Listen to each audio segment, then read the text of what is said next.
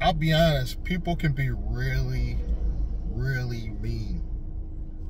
Really mean. I remember I did that video about Pedro being deactivated from DoorDash, and people in the comments were so mean because they were saying all that money Pedro got and he can't fix his teeth. And I was like, wow. I was like, that's so mean, but I still laughed. But I was like, that's so mean. And the reason why that dawned on me is because I'm poor and I just got my bottom row done at the dentist. I'm hoping nobody noticed in my older videos, but I had some teeth in the bottom missing. But left the dentist today, got that taken care of, so now I have some bottom teeth.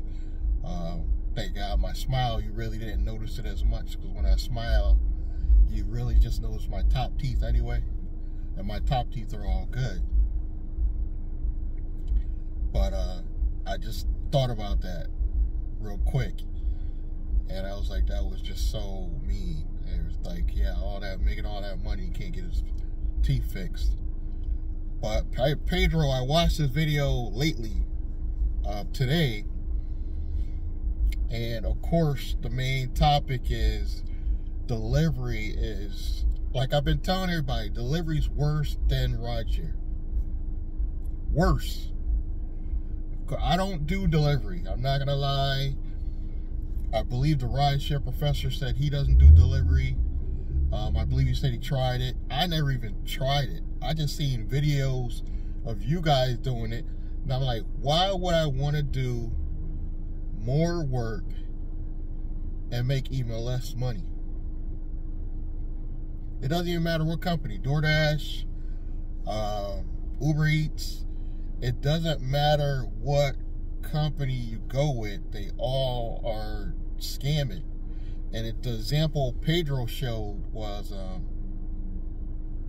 I forget how many miles, but it seemed a pretty long trip, and they were gonna pay $3, $2.80, not even $3 full dollars. It was like $2.80 something cents, no tip. They're gonna have to, like, quite a bit of miles. I forget how many miles it was. It was something ridiculous. But people will be all in my comments talking about I should do delivery over rideshare, and I'm like, why? Why? I don't understand. It's more work. As just doing rideshare, I don't have to get out the car at least. At least. That's probably the only good thing about it. And with the low tier, I won't get out. I would not, call me what you want to call me, but I don't get out the car to put stuff in the trunk for Uber X passengers.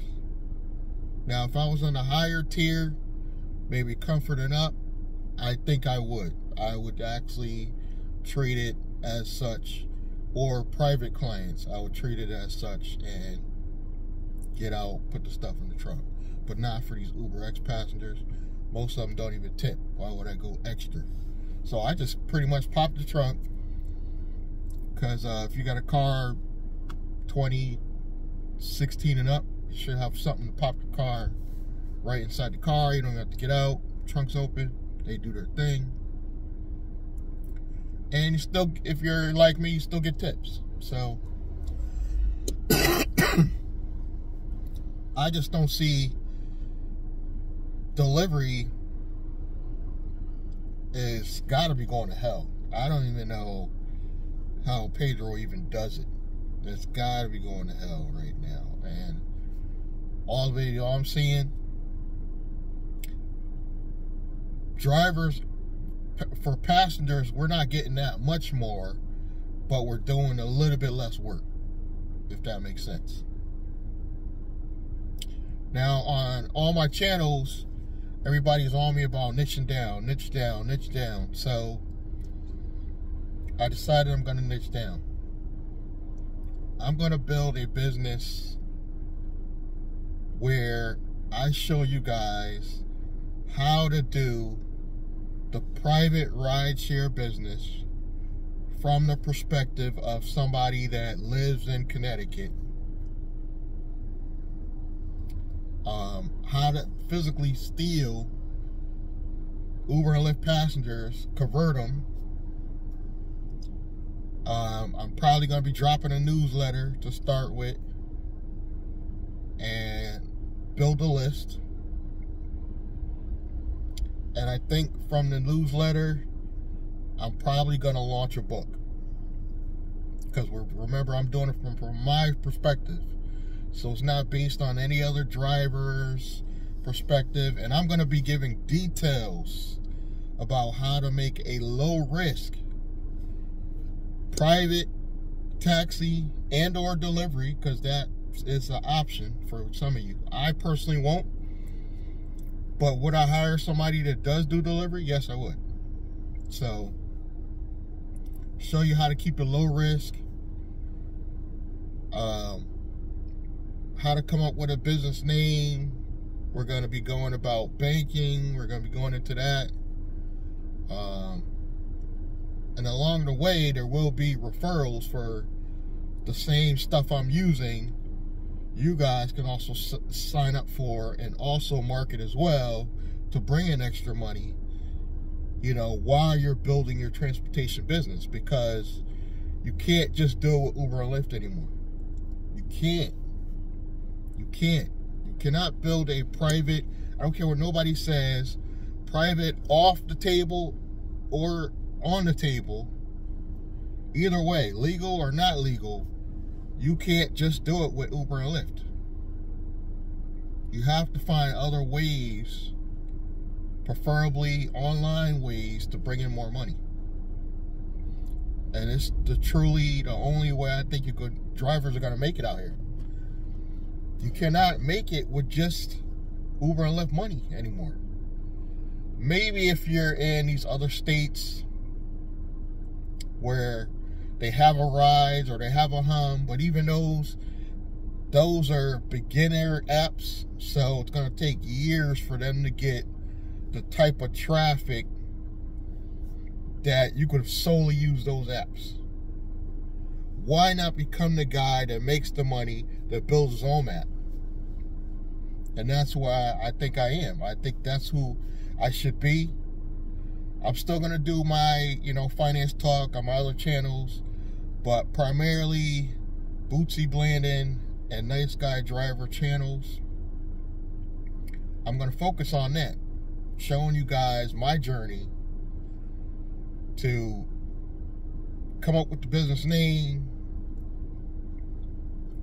everything, licenses, what's needed to do taxi, private deliveries. We're probably going to do some stuff with courier.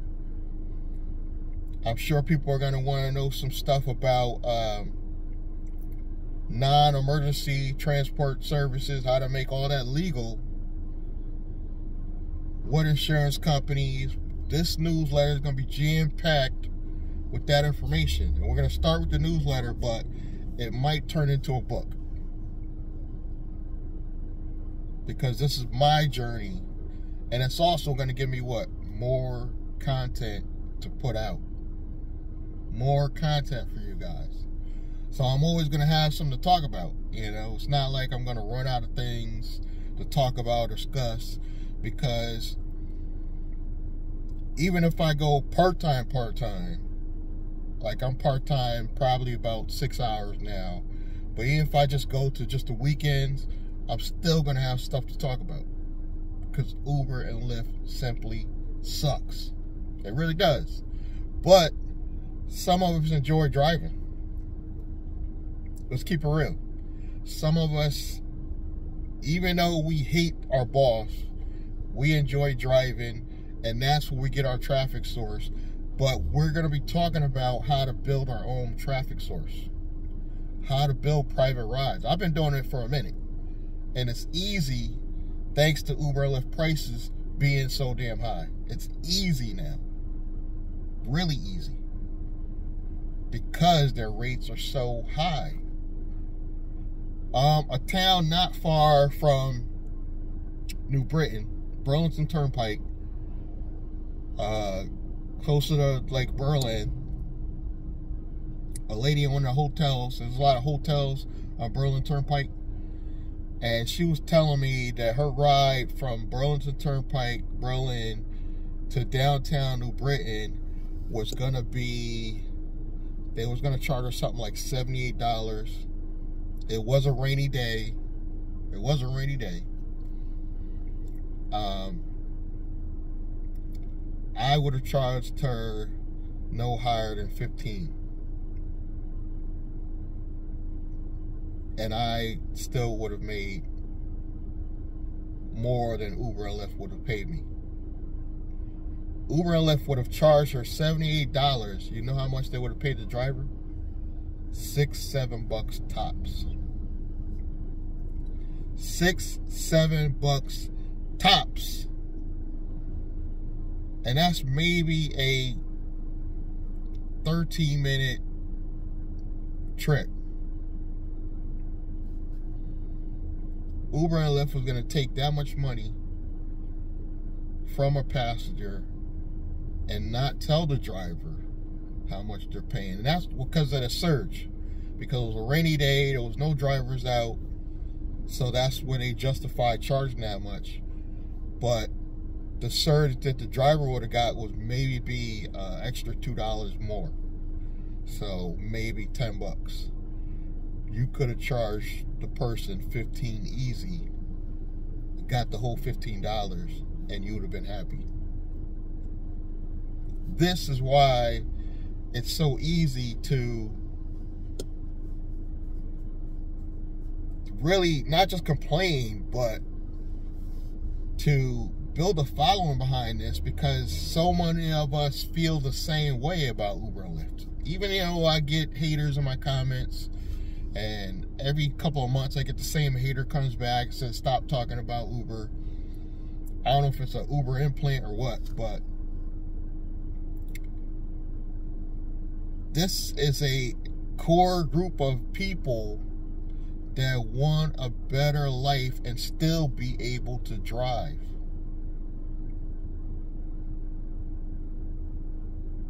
And I want to be known for that. So that's what I'm going to be working on for probably the next 6 months into the end of the year. And I will let you guys know, of course, when that newsletter will drop. If you're seeing this on YouTube, look in the description. I don't know, they're trying to hide it. I know YouTube be playing games. Look in the description, and it will be in the description box when I'm ready to launch that. And check out my other offers. Thank you guys for your continued support. I know some of you been with me for the long haul. The long haul. Some of you been with me so long you noticed when my bottom teeth was missing. You noticed it. But I'm hoping things are going to get better. I mean, I am going to be talking about grants over on the finance channel. If you're not seeing us on one of those channels, particularly Blandrake and Shania Business, we got to be doing some stuff, yo. We got to get some grants to help fund this. That's what we're going to be doing. That's what we're going to be talking about all year. I put my foot down.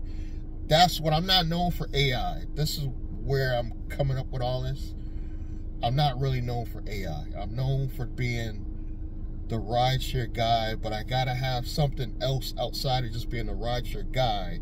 So I want to be the business coach that shows you guys how to go private and how to bring some digital products in the mix to make more money. That's who I am. That's what I'm going to start teaching. But again, thank you guys for your support.